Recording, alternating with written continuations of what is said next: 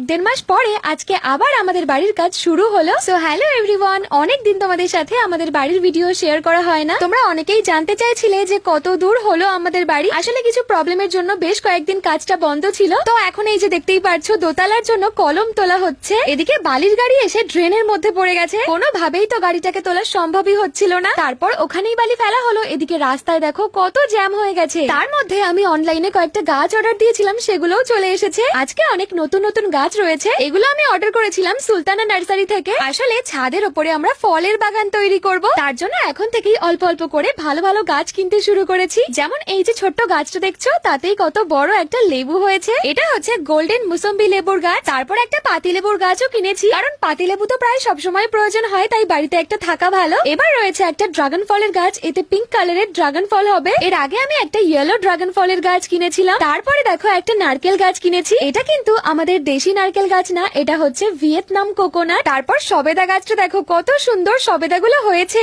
এটার নাম হচ্ছে